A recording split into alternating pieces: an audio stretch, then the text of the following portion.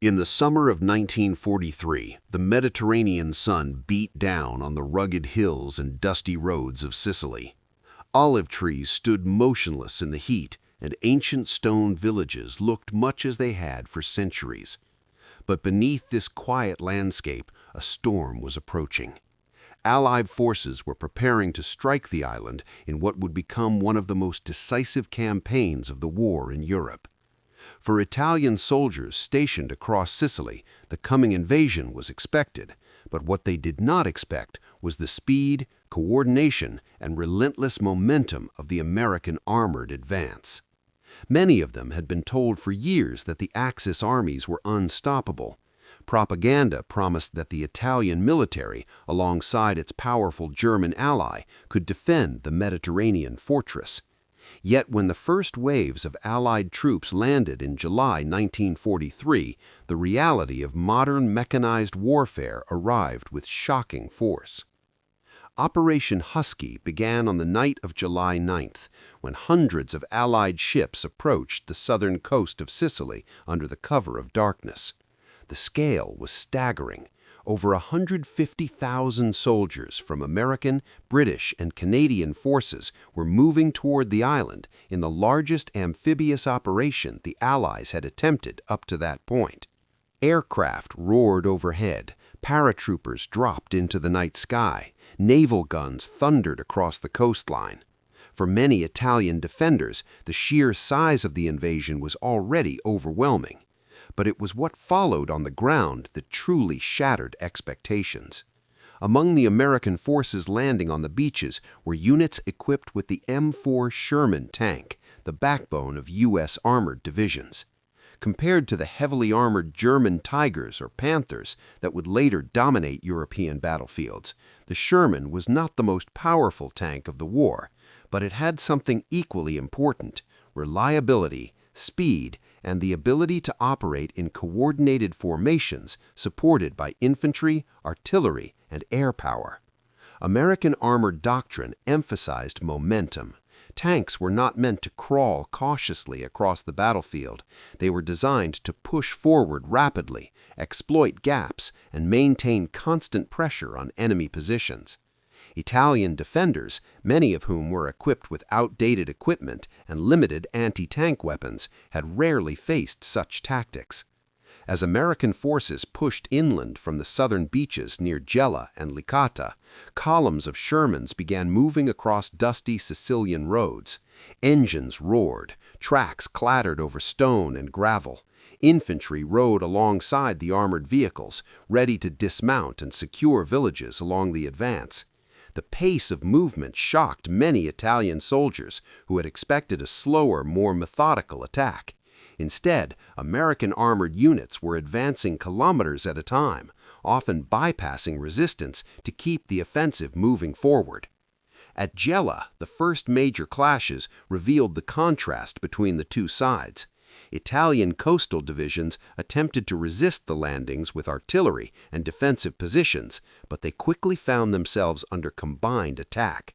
Naval gunfire from Allied ships offshore smashed defensive strongpoints. Fighter aircraft strafed roads and supply lines, and when American tanks rolled forward, many Italian positions simply could not hold. Some units fought bravely, but others found themselves outmaneuvered before they could organize an effective defense. One Italian officer reportedly watched through binoculars as a column of American Shermans advanced along a narrow road outside a small Sicilian town. He had expected tanks to halt under artillery fire, regroup, and move cautiously. Instead, the vehicles kept advancing, firing on the move, supported by infantry who moved quickly through the fields beside them. The speed of the attack disrupted the entire defensive plan. Positions that were supposed to hold for hours collapsed in minutes. American commanders understood the importance of momentum. General George S. Patton, commanding the U.S. 7th Army, believed that aggressive movement could overwhelm enemy morale as much as their defenses. Patton was known for his relentless energy and his belief that hesitation was the enemy of victory. His orders to armored units were simple: keep moving, seize roads, towns, and crossroads before the enemy could reorganize. The Sicilian terrain presented challenges. Narrow mountain roads twisted through rocky hills. Ancient villages with thick stone walls offered natural defensive positions. But American units adapted quickly. Engineers cleared obstacles. Infantry secured high ground. Artillery units moved forward rapidly to support advancing armor. Each element of the force worked together to maintain pressure. For Italian defenders defending these positions, the experience was disorienting. Many had expected to fight static defensive battles, holding fortified positions against slow enemy advances.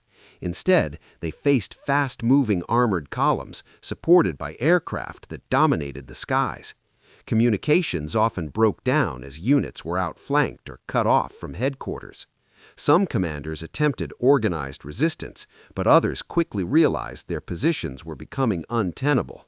In several villages across southern Sicily, Italian soldiers reportedly watched with disbelief as American tanks entered the outskirts of town far sooner than expected. Orders had been issued to hold for hours, sometimes even days, yet within a short time, the rumble of engines announced the arrival of armored vehicles that seemed to appear almost out of nowhere. Civilians peered from windows and doorways as dust clouds rose behind advancing columns. The war had reached their streets with terrifying speed. Meanwhile, German commanders on the island observed the unfolding situation with growing concern. Unlike many Italian units, German forces stationed in Sicily were experienced and better equipped. Elements of the Hermann Göring Division and other German formations began organizing counterattacks. But even they faced difficulties. Allied air superiority made daylight movement dangerous. Roads were constantly under threat from fighter bombers. Every attempt to reposition forces risked heavy losses. Despite these challenges, German units fought fiercely to slow the Allied advance. At several points, they launched armored counterattacks that temporarily halted American progress. Yet the overall momentum remained with the Allies. The combination of rapid armored movement, coordinated infantry support, and overwhelming air power gradually pushed Axis forces northward across the island. For many Italian soldiers caught in this campaign, the psychological impact was profound. They had been told that the Axis defenses would hold Sicily firmly. Instead, they watched as enemy armor advanced faster than expected, sometimes appearing on roads that had not even been considered vulnerable. Reports spread among units describing American tanks moving relentlessly through the countryside, supported by endless streams of vehicles and aircraft. The realization began to spread quietly among the defenders. This invasion was not just another battle. It was the beginning of something much larger. As July continued, American armored units pushed deeper into the island, capturing town after town. Dust covered their vehicles. Mechanics worked constantly to maintain engines and tracks under the brutal heat. Infantry marched beside them through vineyards and wheat fields. The pace of movement did not always move smoothly. Mines, ambushes, and difficult terrain slowed progress at times, but the overall pace remained relentless. To the Italian defenders, it felt as though the battlefield itself was moving faster than their ability to respond. What they were witnessing was not just the arrival of American tanks, it was the arrival of a new style of warfare, one built on speed, coordination, and industrial strength. And as the campaign unfolded across Sicily, the shock felt by many Italian soldiers would soon spread far beyond the island itself. The invasion of Sicily was about to trigger political consequences inside Italy that would change the course of the war.